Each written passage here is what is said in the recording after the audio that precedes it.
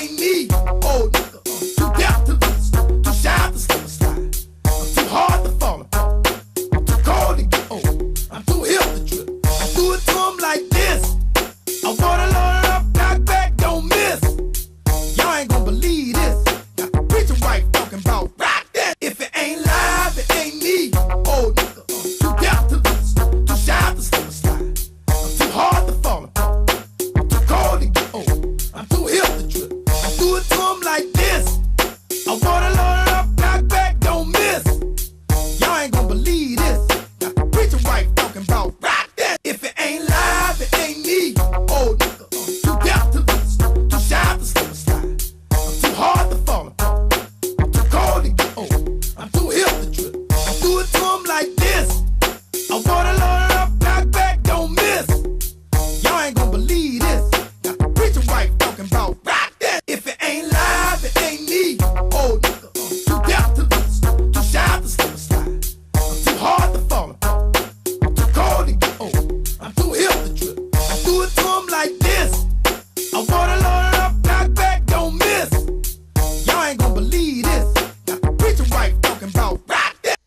All right, folks, welcome to the show. It is time to rock that. You know what? I'm Craig Shelton from HMW. Go check out the website. You can do it while you watch this show. This is HMW Sports Talk Live. The website is HoustonMediaWatch.com. Hashtag Creeps. We are the HMW Creeps. We talk sports, and we also track the sports franchises around this time, but we do it with a little different twist. See, we not only track the teams and how they play and how they're managed, but we also report on how they're being covered by the media, which means we are Houston's media watchdogs. So go check us out. We're at HoustonMediaWatch.com. I encourage you, check out the blog a couple times a day at minimum, because you never know when we may post something hot, video-wise, audio-wise, or blogs where we just get down and put the pen to the pad, so to speak. Angelo Lawford joins us in studio. He's a regular member of this show. He's here every week, and he's also one of the charter members of HMW. Angelo, welcome to the show. Welcome home. Yeah, man. Hey, thanks for having me again, man. It's always good to be here. No doubt about it, man. This is where we get down at. Big Richard Walker is in the house. I'm gonna go old school. Big Richard Walker back there on the ones and twos, chopping it up in the studio, doing his best imitation of DJ Screw and Daryl Scott, all mixed into one, with a little Quentin Tarantino, if you know what I mean. A little creepy. That's how we do it. But Richard's taking care of business, and of course the entire HMW family of the month, man. Jermaine Everett and the rest of the guys out there on Twitter taking care of biz, so go check us out.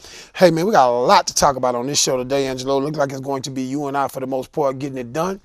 No guest outside of an H&W member in studio with us today, so we are going to cut through the chase and get going. A lot to talk about. We're going to start with just a quick rundown of obviously what's the hot topic right now.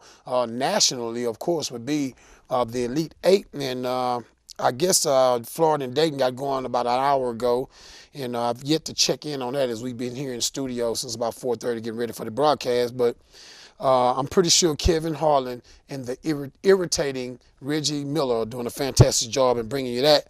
At about right around 8 o'clock, closer to about 7:50, you'll see Arizona in the West regional, Arizona and Wisconsin.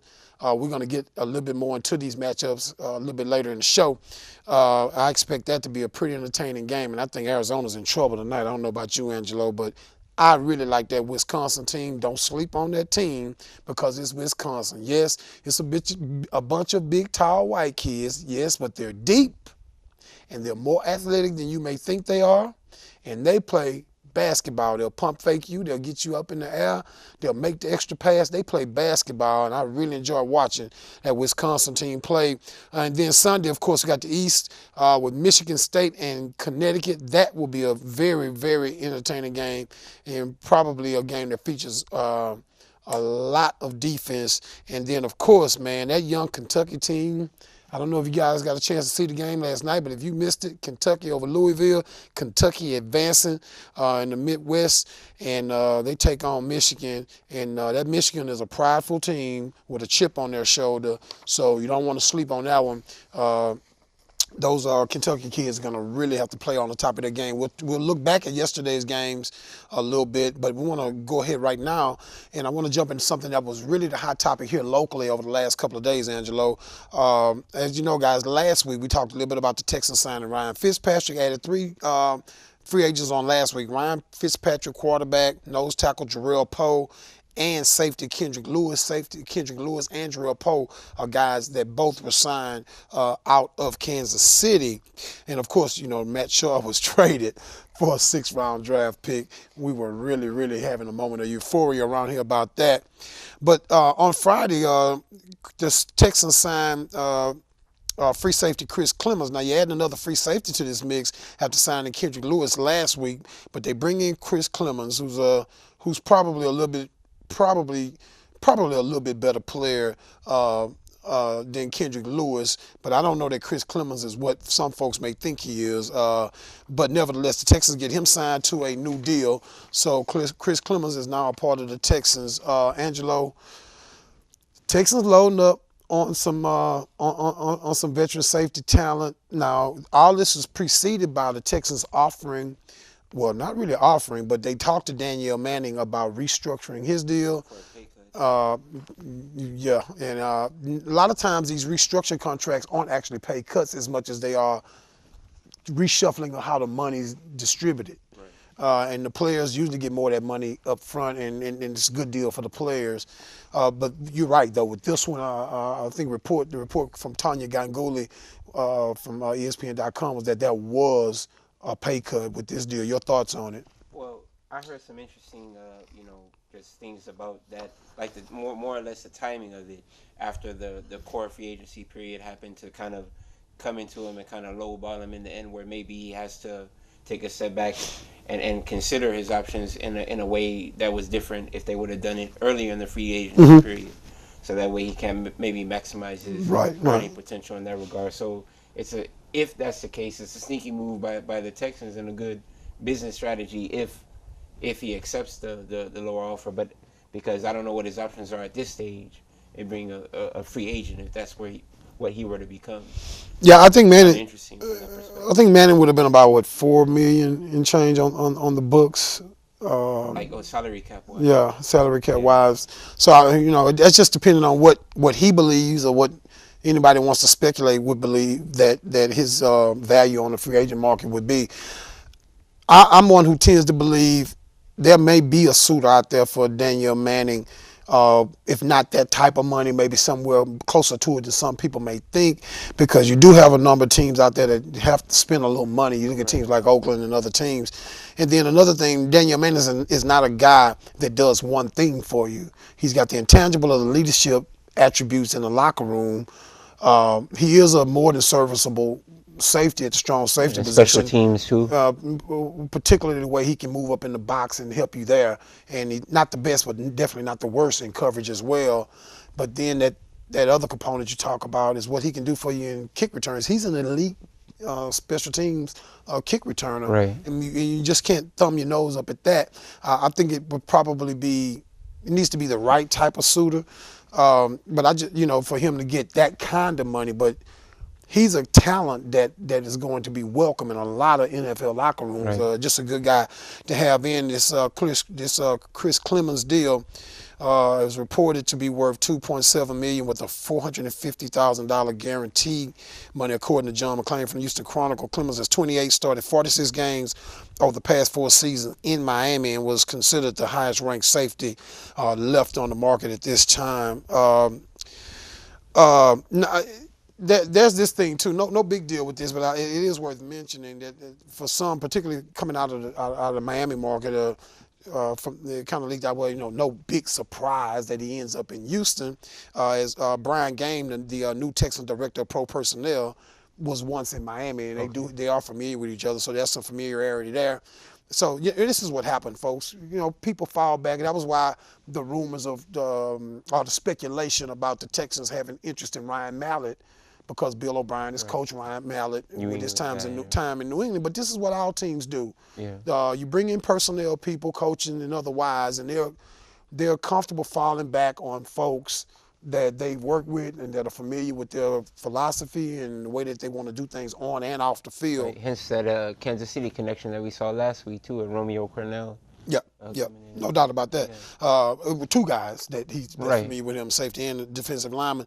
Now, the obvious question, is that deal now still on the board for Manning? I mean, the Texans offered to restructure the deal or recommend that you restructure the deal. Right. Is that, signing Clemens, does that mean that deal is now off the table?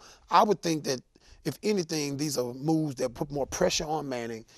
And I would expect that Manning would probably be more likely to under these circumstances, maybe go ahead and rework the deal, because I would think that that's what the Texans ultimately want. I think the Texans, I would hope that they view this as, we building a leverage here. We want Manning here, but we need to do what it takes to get him in here. In the meanwhile, we need to cover our bases, get some depth at the position. Most of us don't think Shiloh Kale should be anything other than a special teams player. I don't think he should be an option at safety more than the third string guy, just forced into action. But, I would think that they want Danielle Manning on this football team, particularly if he's on this football team and he's down here at the right price. Right. And you're getting the locker room presence, the special teams ability, and what he can do on the field.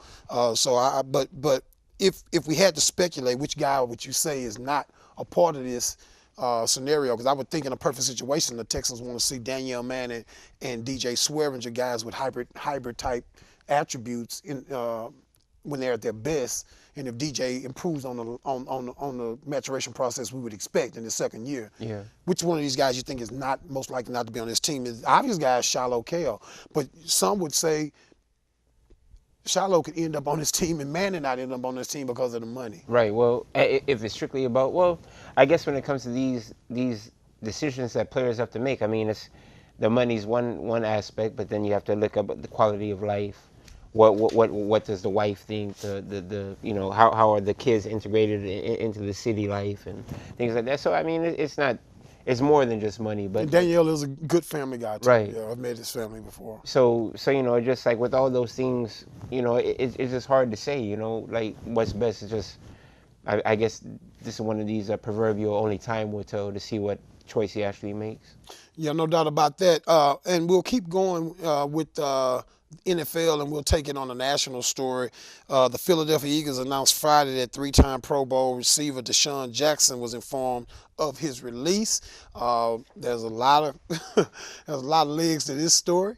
We are definitely going to spend some time talking about that here in the next segment. We will get to some more tournament stuff as we move forward a little bit here in the show. I'm Craig Shelton. He is Angelo Lawford. Big Richard Walker is in the back working those ones and twos. We are the HMW Creeps, #Creep. Get out there and follow us on Twitter. You can follow me at Craig Shelton, HMW, at the law_creeps to follow Angelo.